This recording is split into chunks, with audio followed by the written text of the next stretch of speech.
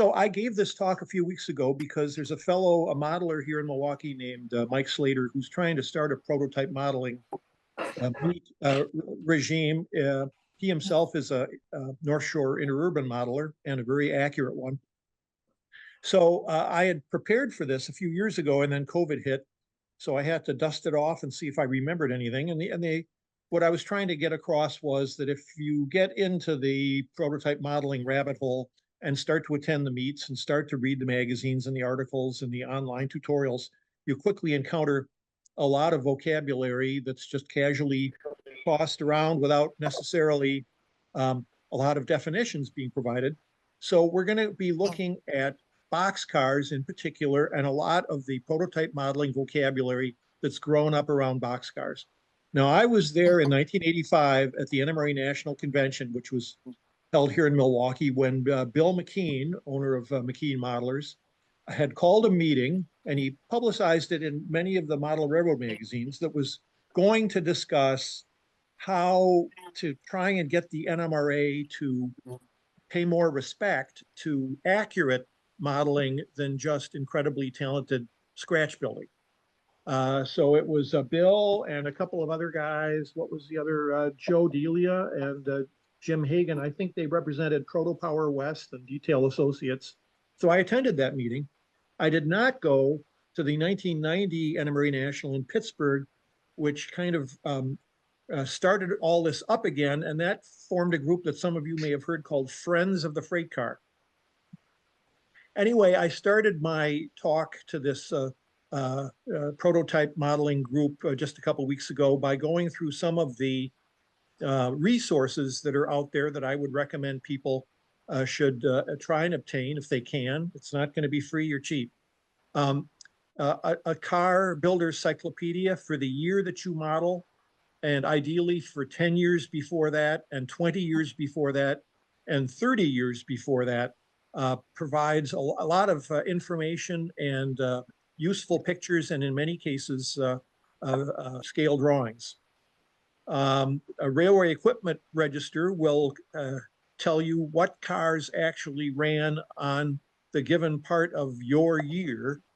Part of the prototype modeling emphasis has been to kind of move away from people saying, I model the 1960 to 1980 era, to narrow it down to at least a year or two, at which time an official railway equipment register becomes exceptionally useful.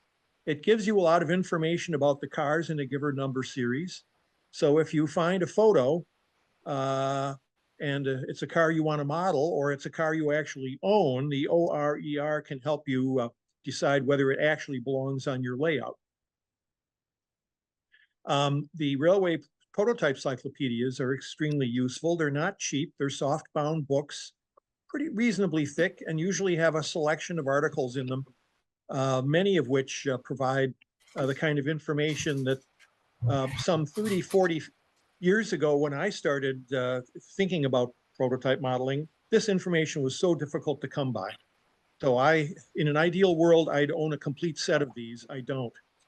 The Morning Sun color books have a lot of useful information, and of course, color photos, which usually are identified by year.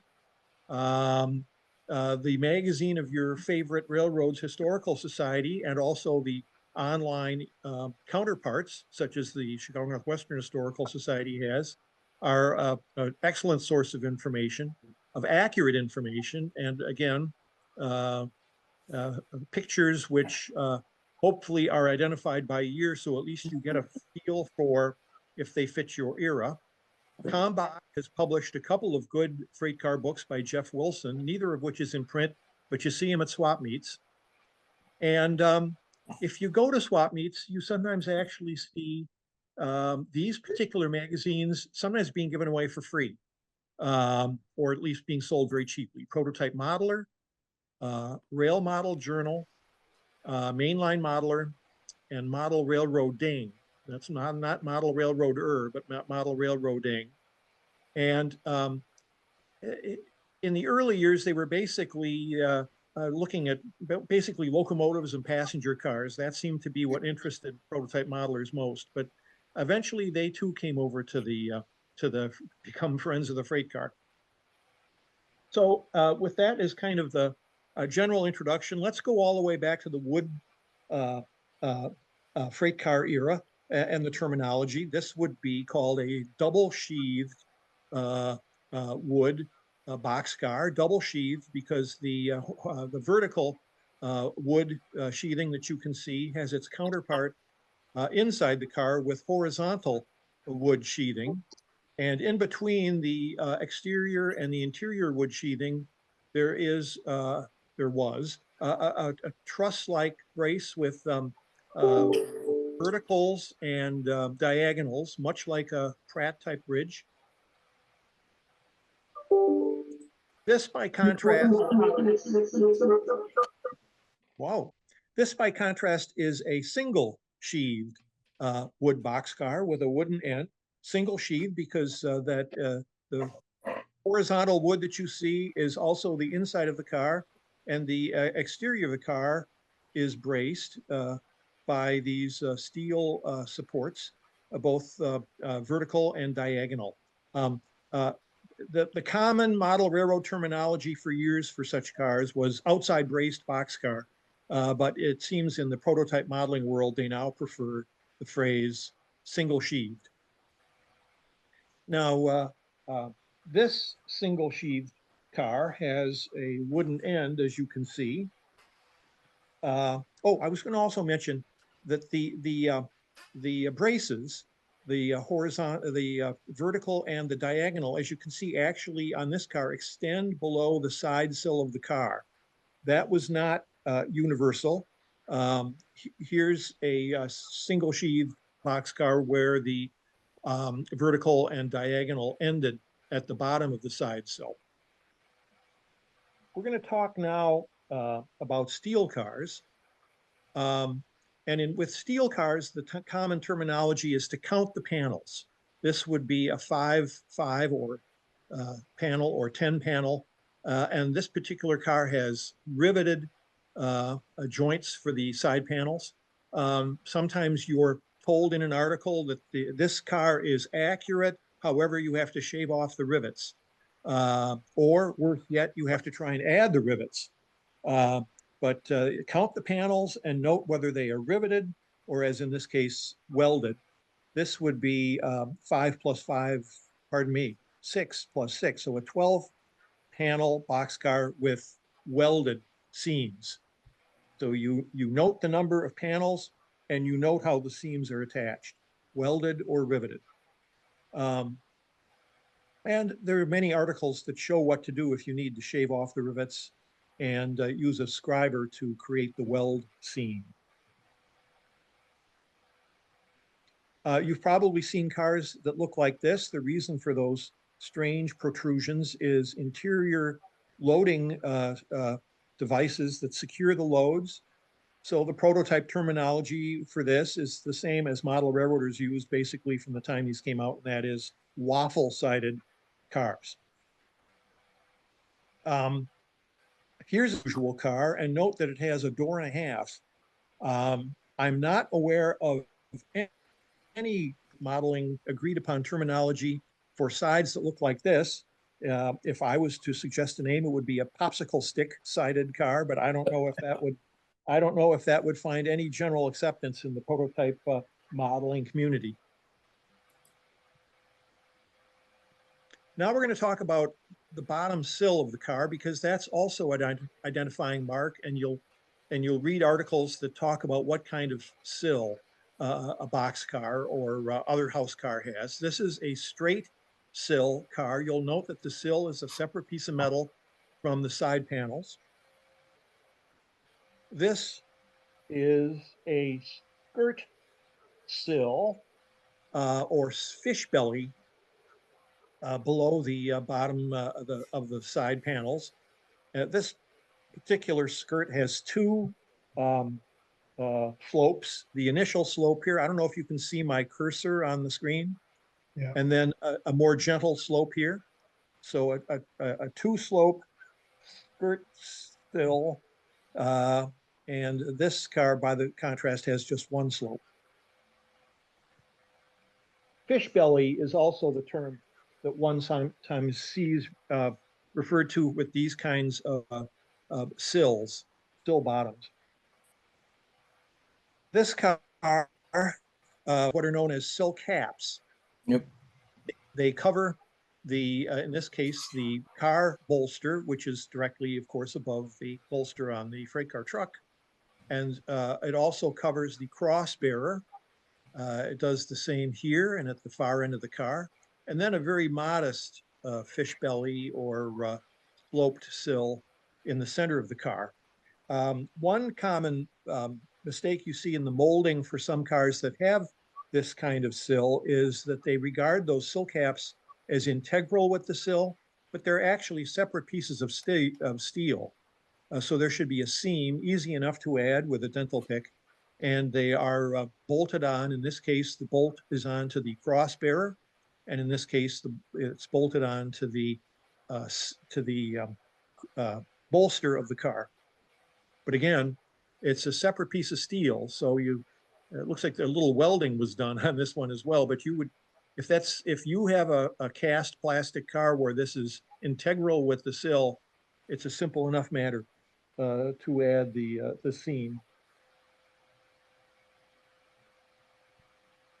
Now we're going to talk briefly about end corners. This old car, which I believe is a USRA rebuild with new steel sides, had a 90-degree angle, sharp angle where the end meets the side. Later cars had a more rounded joint between the end and the sides.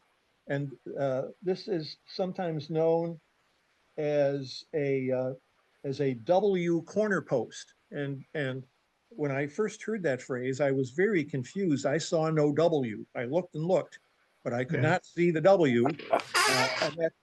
And that's because the W is inside. Inside.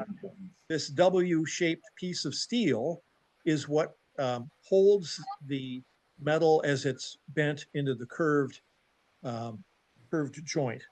So that's your W corner post. And from a modeling perspective, of course, nobody actually adds the W corner post, but you will see articles that refer to cars that have it because there were, it wasn't like someone snapped their fingers and they switched over from 90-degree angles to the curved joint. It took a while, and there were cars that had one or the other, and you would need to know which your particular car had. Now we're going to talk about car ends, and we're going to go back to the wood car era. This is I should say. This is a single sheath car with a wooden end. And as air brakes and better couplers began to be introduced, shifting loads began to take a real toll on the wooden ends of boxcars. Even if they had solid-looking braces as this one had, it appears, I don't know if the damage we see here is why the car was retired, but that might be, and it would be not unexpected because they quickly, even when they retained wood for the sides of the cars, moved to steel for the ends. And probably the first popular steel end for wooden cars and the earliest steel sheathed cars was the so-called Murphy end. Murphy end had these fairly narrow and tightly spaced corrugations. You can see that there's a bolted or riveted a joint of two pieces of steel. Sorry, I don't want that there. And the way you see prototype modelers refer to Murphy ends is to count the corrugations and above the gap and below the gap. So this is a 7/8 Murphy end. Now, there was one of those prototype modeling magazines where its editor felt strongly that the counting of the corrugations should start from the bottom. But he was swimming against the tide and eventually came around. And it's pretty universal now that the counting of the corrugations is from top to bottom, not bottom up. And this would be a 7/8 Murphy end. Whoops, not progressing. There we go. Different view of the same car. You can count the corrugations and you can see the riveted seam. There were also 3-panel Murphy ends. So this would be a 5-5-5 Murphy end. The total was still 15, but not all Murphy ends had 15 corrugations. The numbers did vary. And although it's not important for modeling purposes, the bottom piece of steel, whether it was a 3-part or a 2-part, was thicker than the one above it for added strength, because they still took a beating. Now, it's quiz time. What is a cavitated Murphy end? Answer, and you have to look closely. There's an optical illusion at work here, but it's where the corrugations go inside the car rather than sticking out. So you can see the flat panel of the Murphy end here, and then the first corrugation goes in. So this is a 5-5-5 cavitated Murphy end. Inverse too. It's also called inverse, yes. This one is a bit confusing because the optical illusion is really at work here. This is a cavitated end, a cavitated Murphy, and you can clearly see that these corrugations go inside the car, but this makes it almost look like the corrugations stick out. Nope, that's the basic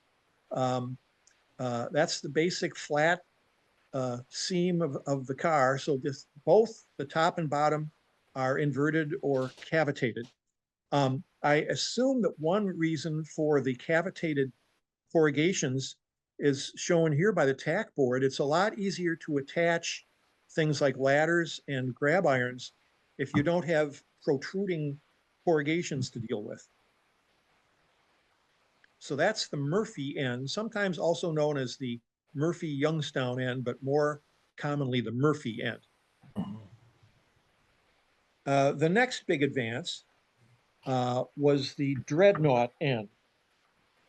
And this is the original type of Dreadnaught end. And the Dreadnaught end is marked by fewer but larger corrugations, and the corrugations are rounded. And as you can see, they also taper to become thinner towards the sides.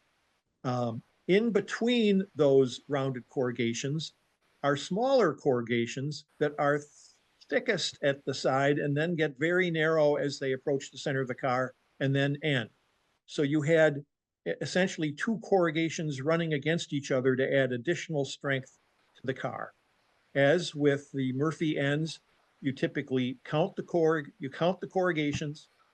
You don't count the what are called the darts. These smaller corrugations here are usually referred to as darts. So you count the corrugations and separate it by the riveted joint. Oddly enough, this particular riveted joint comes right in the middle of a corrugation. So I'm a little reluctant to say what this would be. It might be a 3-3 or a 3.5, 3.5 Dreadnaught end. But that's the Dreadnaught end. By the way, as Ken undoubtedly has noticed, this is a Penzi X29 boxcar, and the earliest 29s had different doors and different ends. Don't let the shadows fool you. This is not an original Dreadnaught end. This is the so-called improved Dreadnaught end.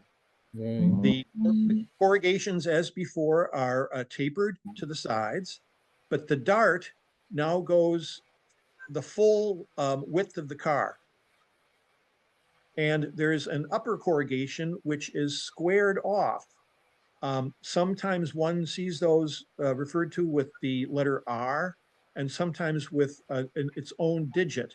So you'd see some articles that would call this an R3 for improved Dreadnaught end, or a 135 improved Dreadnaught end. Again, the spotting feature is that it has the traditional Dreadnaught corrugations with the taper towards the sides, but the dart, so to speak, now runs the full width of the car.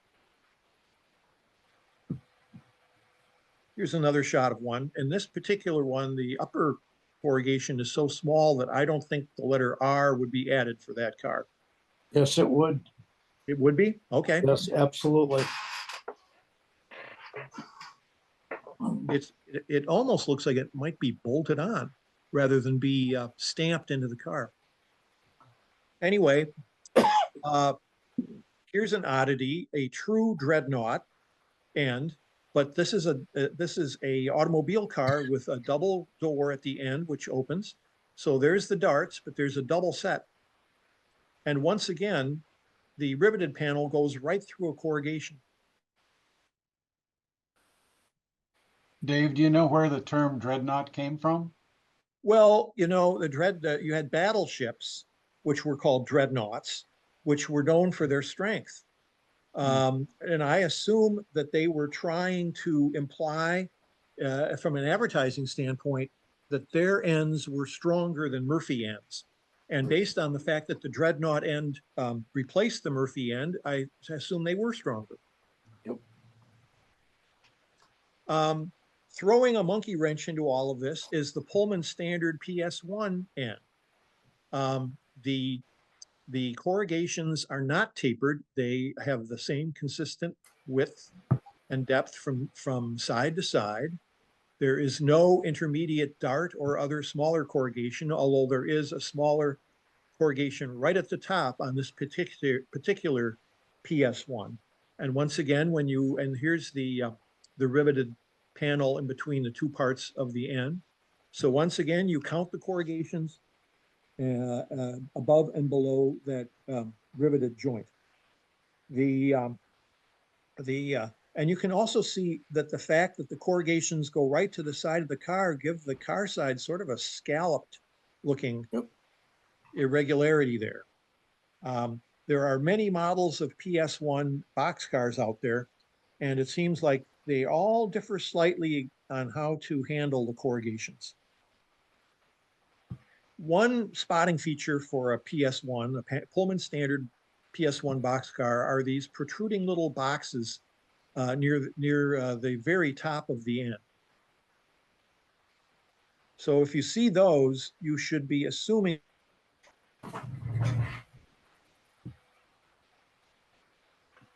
I don't think some of the early Pullman Standards had those little boxes. The early design did the riveted, and then eventually those disappeared, and you ended up with a smooth top panel. I think we might have lost David. So sounds like that it's it. a Pullman feature. There it is. Pardon me? We lost you there for about 30 seconds. Oh, I'm sorry. I don't know what you didn't hear me say, but Pullman Standard made boxcars well before they made a PS1, which was kind of an advertising name for, they had different numbers for all their freight cars. But I think PS1s have this, even the oldest PS1s. But older Pullman Standard boxcars may well not.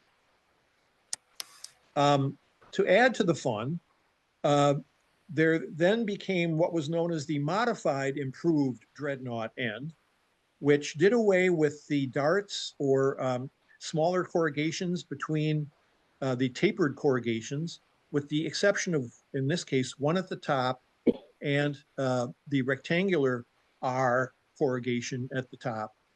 So this would be an R3, 4 modified, improved Dreadnaught end.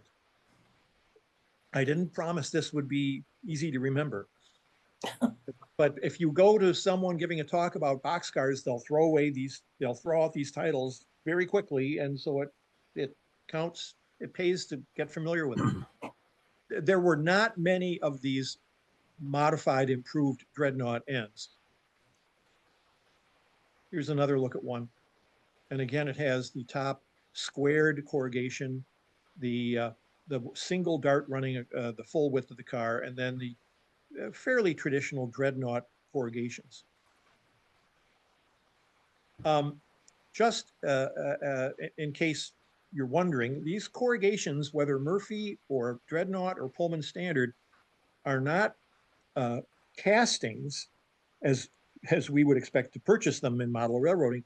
They're stamped so that the inverted version of the corrugation would be seen on the inside of the car. Maybe this torched away center part of a modified Dreadnaught gondola and shows you what I mean when I say it's stamped, so that you see the corrugation inside as well as outside. It's not a casting. Those aren't solid metal. Additional ends. I need to move forward on my notes here, sorry. Cars did have slab ends. In order to withstand those forces of shifting freight, slab ends typically have to be very thick steel, and the corrugated ends were actually lighter and more economical, and in many cases perhaps stronger, but there were slab-ended box cars and other house cars. Also called plate. Pardon me? They were also called plate ends. Plate ends, yes.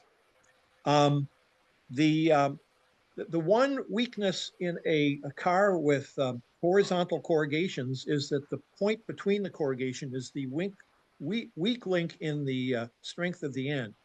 So the Van Dorn end supposedly addressed that weak link by doing away with horizontal and vertical and this series of bullseye type concentric circles. It had a brief vogue, but I don't think, and there was also a version of it for gondola ends, but I suspect it caused interesting issues with trying to mount ladders and other appliances to the end of the car. We discussed these deco ends a few months ago, I think, in the daily emails that go back and forth. C&O seemed to be an enthusiast for them. So this would have been a stamping, and I assume the inside of the car would be the inverse of what this looks like, rather than a casting. Some modern cars have ends that extend out beyond the corrugations, but we're not going to talk about modern cars in this particular talk. There's so much to get into that would have to be inadequate if we're going to bring this up to the modern day. But in cars still have corrugated ends, but they found different ways to deal with the corrugations. And this is kind of a mystery car to me. The size of the corrugation is very much like the Murphy or Murphy Youngstown, but they aren't as closely packed. But this would be a 4-5 end with somewhat widely spaced Murphy type corrugations.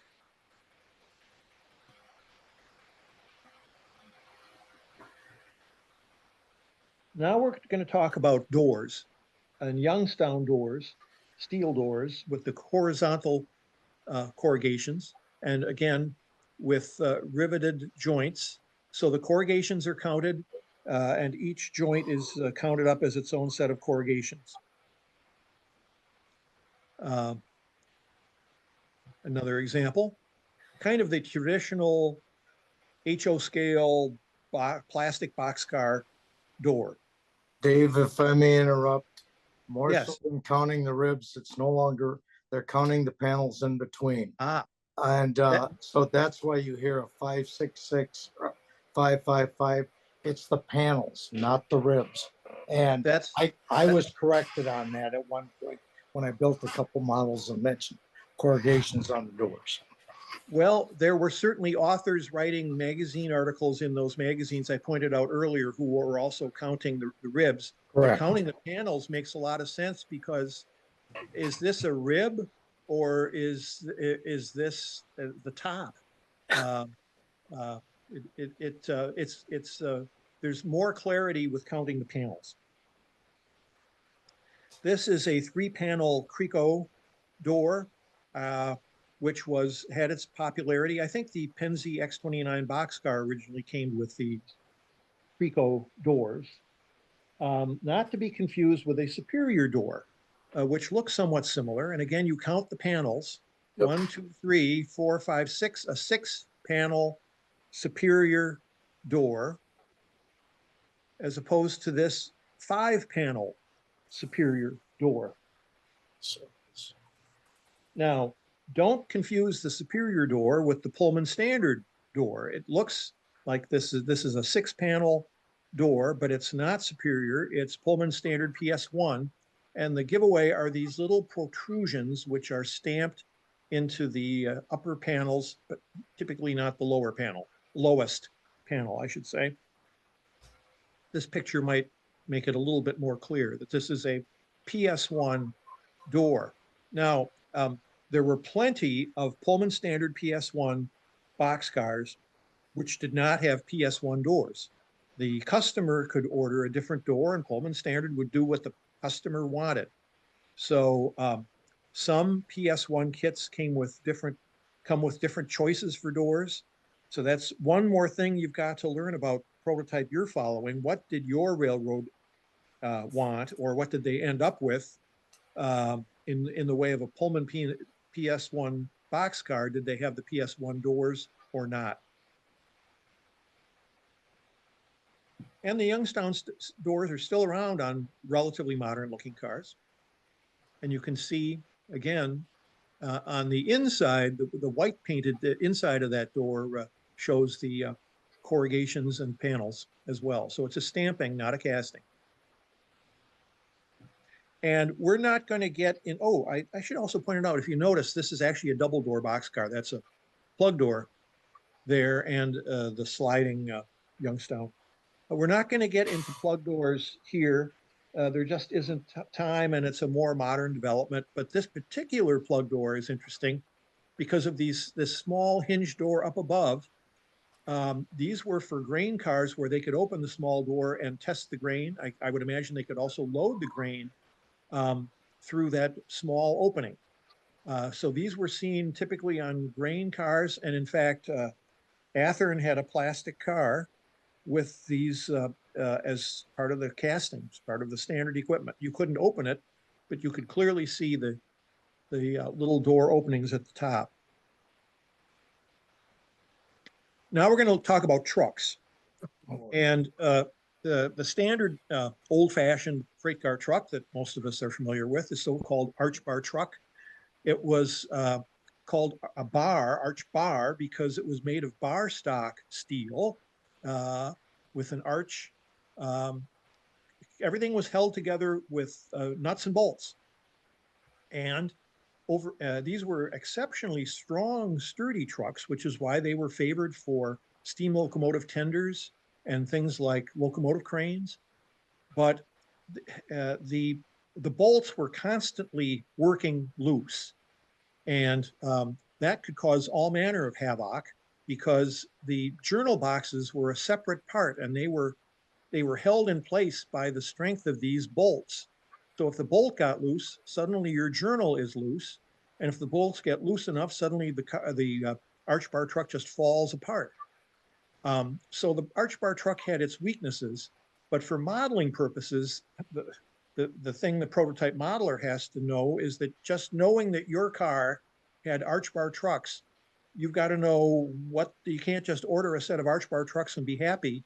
This particular arch bar truck has a perfectly straight bottom, but the top arch is very pronounced. Not all arch bar trucks had that shape. This example had a modest arch on both top and bottom. This one had an exaggerated arch, but there's also an arch on the bottom and the top. This one is nearly flat on the top with a very gentle arch on the bottom. And this one is nearly flat on the bottom with a very gentle arch on the top. So if you're modeling a car that says it has arch bar trucks, you still have to know more before ordering the trucks you're going to use if you want to be very accurate. Now, I mentioned that the journals in arch bar trucks were separate separate items that were held in place with bolts. When the arch bar truck was finally retired, and let me see, I have some, I've gotten ahead of my notes here.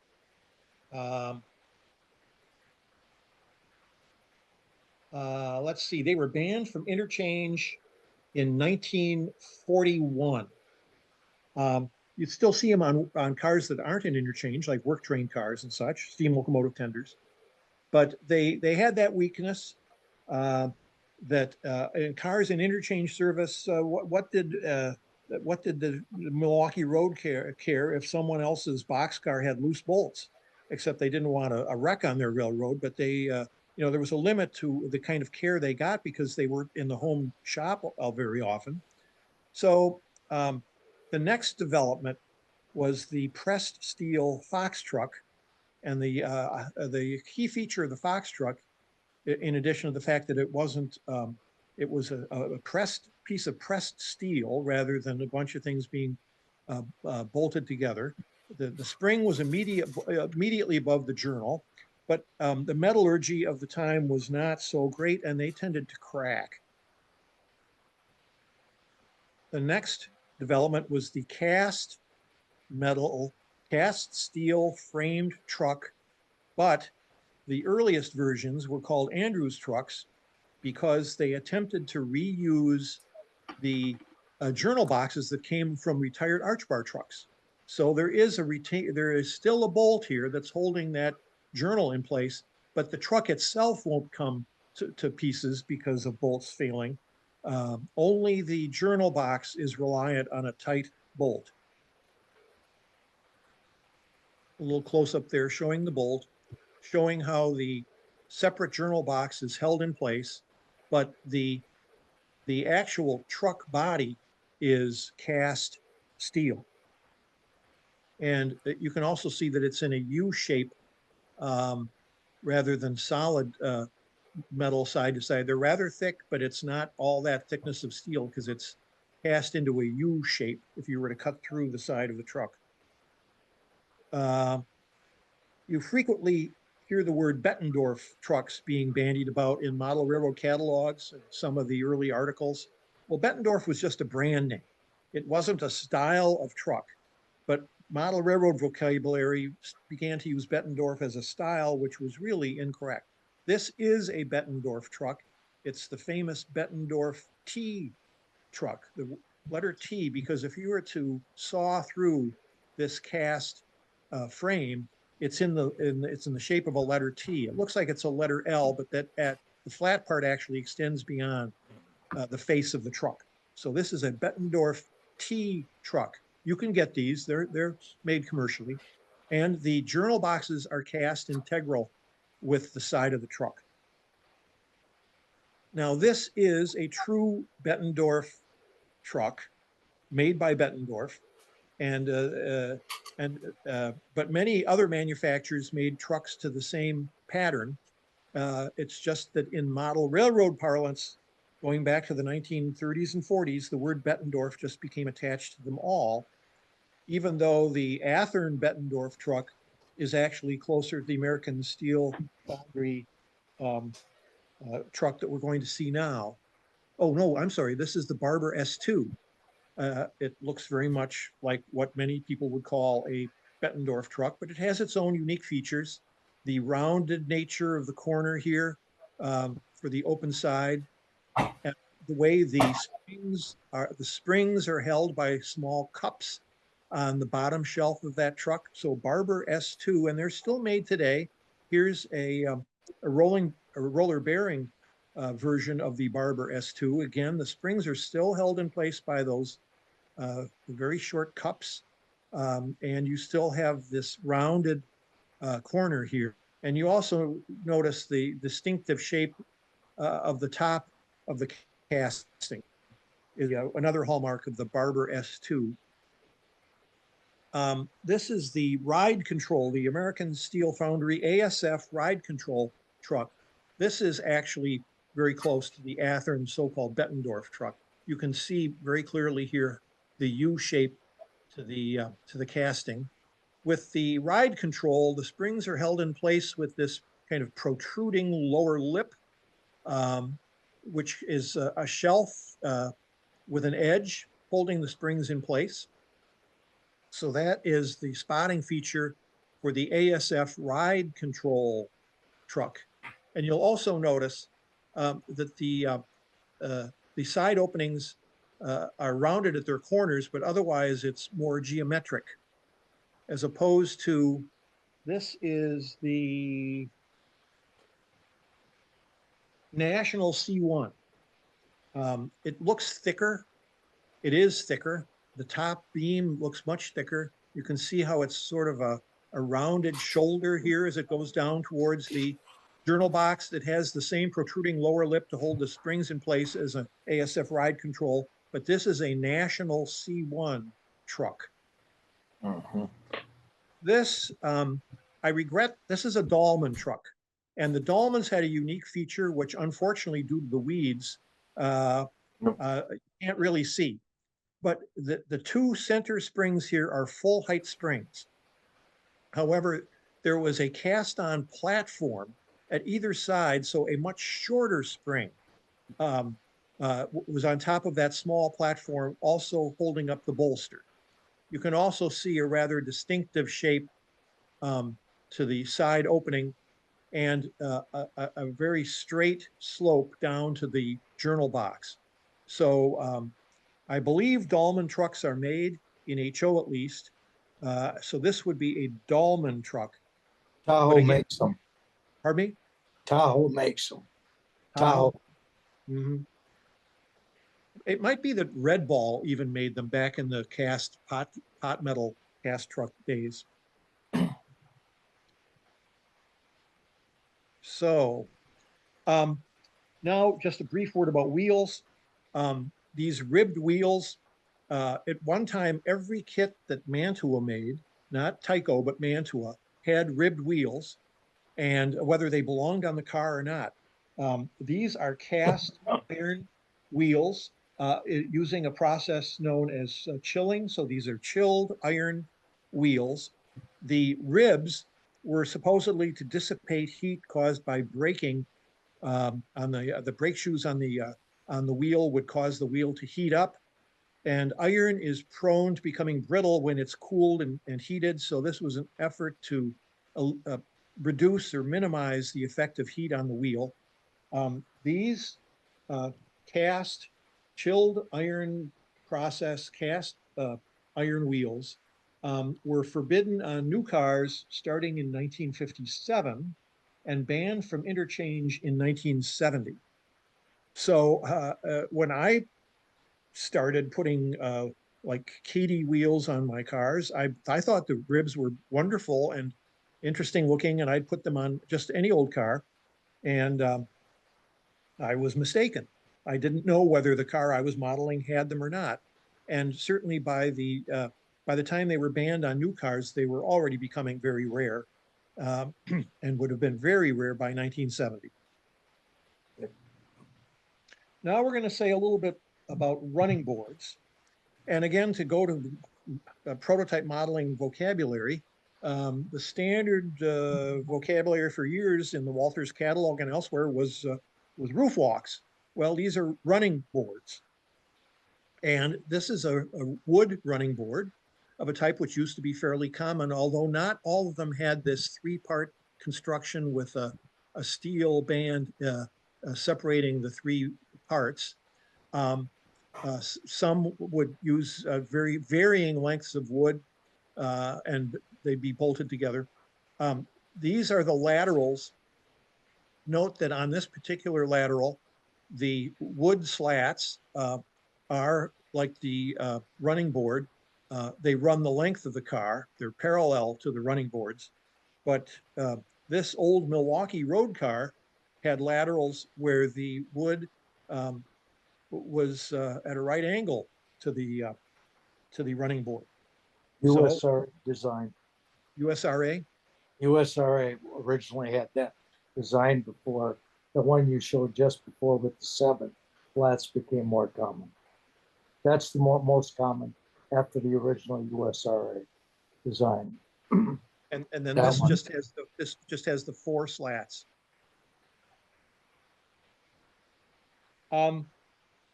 This is an Apex tri-lock serrated edge um, uh, running board. The serrated edges run in both directions. This would provide good footing to someone wearing work boots, so they wouldn't be slipping and sliding like they could on a wood running board. The Blaw Knox, by contrast, had the same serrated edge in one direction, but a sort of twisted threaded bar, steel bar in the other direction. Um, uh, so the twisted crossbars, what they refer to. But when you actually look at a photo of a Blaw Knox, it looks pretty much like the Apex Trilock. I think Katie might make both, but it was up to the customer, which they wanted, and they are slightly different. In a larger scale, like who would want to be more mindful of what it looks like. The Morton roof walk looked like this, and the U.S. Gypsum roof walk had this pattern. Now, running boards on house cars were not required after 1966, and they were to be removed from all cars in interchange by a date which kept on being moved forward, but finally ended up being 1979. Well, I took this picture in 1983, and I have plenty of post-1979 photos showing a full running board in place. So I guess while the sources available to us would say, oh, they're all gone by 1979, if you can find a photo, try and find a photo, because you might be surprised. Here's a car, a somewhat modern looking car, which obviously was built in 1966 or before, because it was originally equipped with running boards. The supports are still in place. The running board's been removed. And this was pretty commonly seen when those various drop dead dates for running boards were issued and then extended. Many railroads wanted to get rid of them because they didn't want any reason for a crewman to be on top of the car.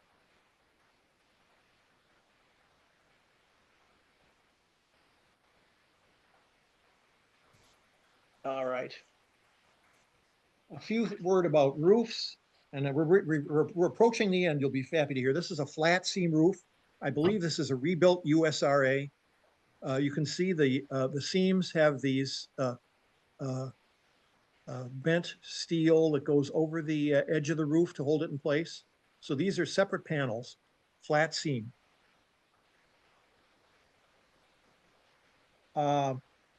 I went back and forth as to whether this was a Murphy roof or not. It might be a Hutchins, but I think it's a Murphy. It has the flat seam, but there's also an intermediate corrugation in each panel. This is definitely a Murphy roof. This is a radial Murphy roof. This is a Wabash car, but I think the Northern Pacific was also kind of fond of radial roofs. And you can see how the piece of steel holding the seam, covering the seam and holding it in place, goes down and attaches to the side of the roof. You can also see this lateral has, I think, four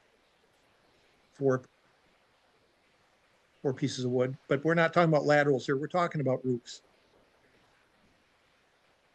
This is the Viking roof, which again, each separate panel has a seam that's held in place with these steel supports, but there are ribs, multiple ribs on each panel. For a long time, the best way to get a Viking roof in HO was to go to Des Plaines Hobbies in Illinois, In fact, I know a modeler who lives in Canada who would actually drive to Des Plaines to get his Viking roofs. This is the Stanray X panel roof. You can see the X. This is a diagonal panel roof. You can see the diagonal indentation on each separate panel. And this is the PS1, Pullman Standard PS1 roof. These are frequently referred to in the prototype modeling literature as the bow tie corrugations in the middle of each panel. So this is Pullman Standard PS1 roof. And we won't go into this very much. We've already seen this slide before, but some cars had roofs that actually extended beyond the sides. Another thing that you'll see in the literature, and another thing to check for on the model you purchase or the model you're building. Just a few words about brake wheels. There were dozens of types of brake wheels, and I won't go into them all, but starting in the 1950s, the AAR started to try to make brake wheels uniform so that a brakeman going from car to car wouldn't be confused or baffled by what he was dealing with. This is pretty much the standard universal brake wheel that you see today and have seen for many decades. This, by contrast, is an Ajax brake wheel. The exterior of the wheel is smooth. The interior has these rough edges, supposedly to enable you to get a grip. This is a very poor photo of what appears to be a Gemco brake wheel. The outer wheel is smooth. The inner wheel is also smooth edged. Gemco brake wheel. And not really a matter of prototype vocabulary, but if you're curious as to how the up and down motion of the chain and then the steel rod on a handbrake wheel is transmitted to a back and forth motion on the bottom of the car to actually apply the brakes to the wheels, it's this bell crank. Yep. And this is a detail part which you can purchase. Some kits actually come with it now. I can tell you from personal experience that they are also very easily broken off. So I will leave to you whether you want to add bell cranks, but they are unquestionably a feature which is there and is quite visible. Uncoupling levers, sometimes called cut levers, but the articles that I've read seem to prefer the phrase uncoupling lever. In this particular case, the part that would be pulled by hand is perfectly straight, and it attaches to the top of the coupler. This is obviously an old car, as you can tell from the pulling pockets on the ends. Also an old car, but eventually the uncoupling lever had this sort of ergonomic little handle bent into it. It would go through this this opening to hold it in place, and this one, of course, controls the bottom of the coupler. But here's a modern coupler, which again has returned to the very straight hand grasp. And in this case, it goes to the bottom of the coupler, one of those shelf-type couplers that tank cars are supposed to have. Another very old car, we've already seen this slide, but again, it had that sort of ergonomic hand shape to where the hand would grab it. And this is a different sort of uncoupling lever because instead of just it has a fulcrum point. So if you push down on the lever, you would pull up the pin on the coupler. I believe this is called a Carner Is it? Yep. uncoupling lever. And there were many styles. It's archaic now. I believe it might be that you still see these on the electric locomotives at the traction railroad in Mason City. Might still have these.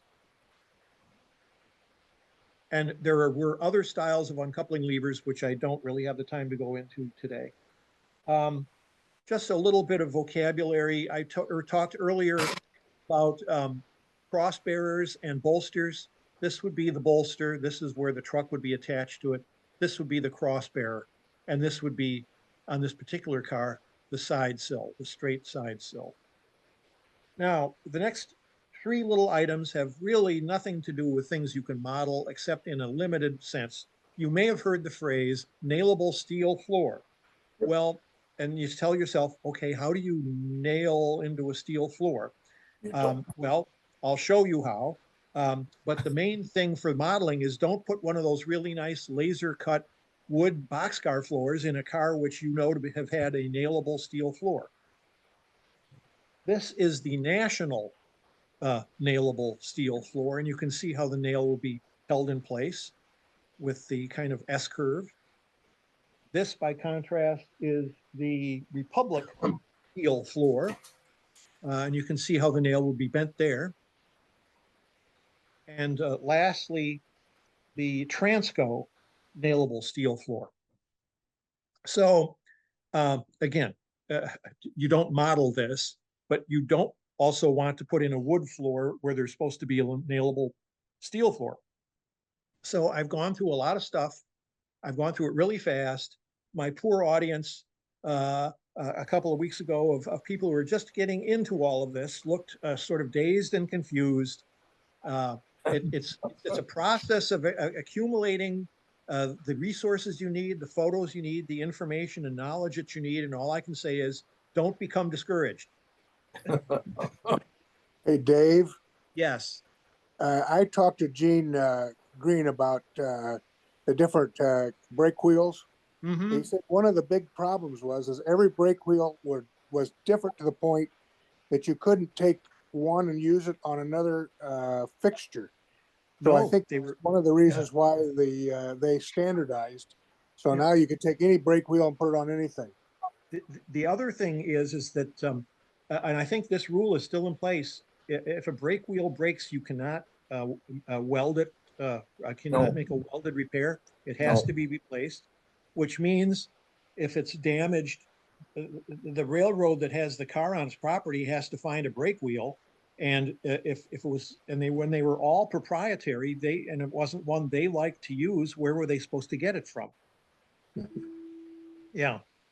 The whole process of brake wheels was more and more uniformity, agreement between the manufacturers, but right up into the late 1950s, there were still incompatible brands of handbrake wheels. Yes, very much so. All right, that's what I had. Well, thank you, David. Nicely done. End of Very sermon. well done. Thanks, Dave. You're welcome. All I'm right. glad I was able to make one more use of this. I don't know when I'll ever be able to give this particular clinic again. Dave, I have one comment. On one of the roofs you mentioned where it had that rib in it. Yes. Where you called it a setup, what you thought it was a Murphy panel. I really think it was a Hutchins. The Hutchins roof had that rib in the center between the main ribs. Usually the Murphy panel had the raised panels that were a square rectangular piece between the ribs. Yeah, I had photos of both Murphy and Hutchins, but the photos were so perfect, and the angle of the photo I was dealing with was at such a funny angle. But I'm going to adapt your. I'll quote you, and then you can take all the heat if people yell at me. Oh no! Yeah. Excellent presentation, Dave. Thank you. Thank you. Well done. Thank you for Very doing good. that. Next week, as I mentioned, Mark, who's on now and he's got his Zoom working perfectly. Congratulations, Mark. Great. Yeah, oh, look at that. We can hear him and everything. So we are ready to go. Mark is going to do a presentation on his experience in doing one of these prototype to model articles for Model Railroader, which is a new column that they're doing and pretty interesting. So we look forward to that. And so thanks again, David. Well done. And we will see everybody next week. Have a great Thursday. Good Thanks job. much. Thank you. Night, everybody. Good night.